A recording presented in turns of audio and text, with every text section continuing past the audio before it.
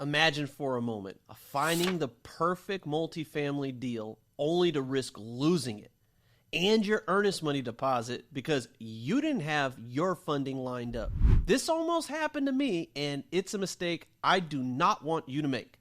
In this video, I will share how not having funding in place almost cost me a beautiful deal that I made millions of dollars on, and I will cover key funding options so you can prepare in advance and avoid the same mistake. Hey everybody, and welcome back. I'm Paul Macaluso, the Multifamily Renegade, and if you're watching for the first time today, I am a multifamily investor here in Las Vegas, Nevada, and by trade, I am a multifamily investment sales broker. So today we are going to dive deep into the world of multifamily funding, exploring the different options like private capital, bank loans, partnerships, and liquidity, and why preparing your funding beforehand is critical to your success in any multifamily deal. Let me share a quick story with you guys. Look, I found an amazing multifamily opportunity, and I had actually been hunting this deal down and contacting the seller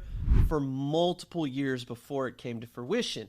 Now, in order for me to take this deal down, I had to sell an existing property to have enough capital to put into the next one. So I was going to do a 1031.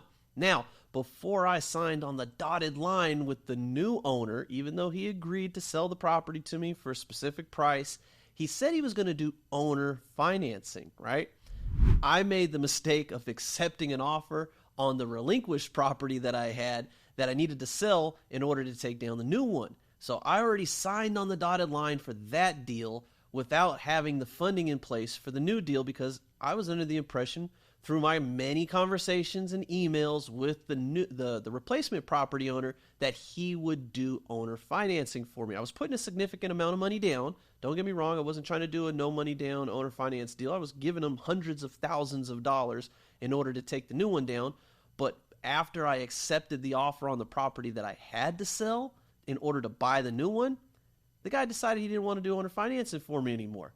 So that jammed me up big time. I didn't have any other type of funding in place, so I jeopardized a huge capital gains event from selling the other property because my capital gain was going to be massive on that because I bought it for absolutely nothing and I was selling it for over $1 million.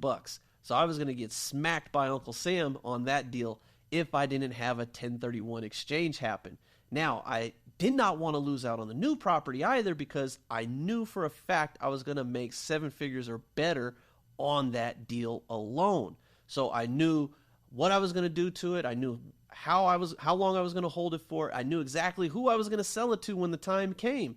But I did not have the seller's signature on the dotted line for the type of financing that I thought I was going to be able to get. So I almost lost out on the deal and got smacked by Uncle Sam at the same time. So it was almost a double whammy for me. But thank God I was able to manage to pull it all together, found another source of funding, which was a private capital, and I learned a crucial business lesson. You need to have your funding lined up before anything else happens in order to be successful with your deal, not afterwards. It's become a core principle of mine to make sure that any deal that I have moving forward, I make sure the funding is lined up from the very beginning so I don't ever run into this problem again. Now, let's discuss some of the funding options you will have for your multifamily investment journey. Like I just mentioned, the alternative source of funding that I ultimately had to get for the deal that I almost had the double whammy with was private capital. Private capital is one of the most flexible funding sources that you can have. This includes raising money from private investors who want to partner on deals or finding somebody that's just in the business of lending capital privately. The benefit here is that you can often negotiate more favorable terms, but it also means building trust and offering a clear return on your investment. Second option that you guys have are bank loans or traditional financing.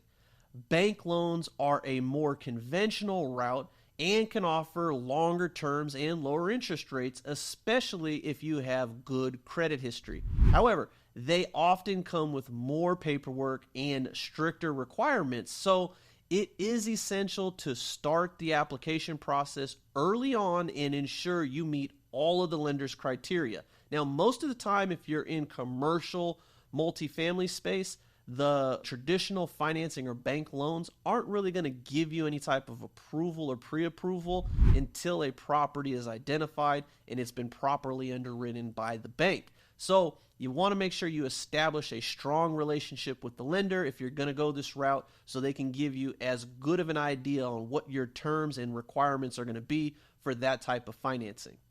Another option that you guys have are partnerships and joint ventures. Now, partnerships can be a powerful way to fund your deals, especially if you team up with someone who actually brings strengths to the table like credit, liquidity, and experience. A joint venture is going to allow you to pool resources and share both profits and risks, which can make a deal more meaningful or manageable and increase your buying power. Liquidity and personal savings. Liquidity refers to having cash or assets that can be easily converted into cash, like stocks, bonds, savings accounts, things of that nature. Leveraging your liquidity can help you move quickly with any deal that actually arises and provide a safety net for unexpected costs or strengthen your negotiation process. I'm sure you guys have heard cash is king, right? And these types of deals that you're going to be entering into for, or funding rather, with liquidity or your personal saving are going to be cash deals. Look, regardless of which funding option you choose, it's crucial to get your approval or source commitment before anything starts on the property search or moving forward in the property purchasing process. Now, keep in mind the story that I shared with you guys in the very beginning, how I almost got jammed up.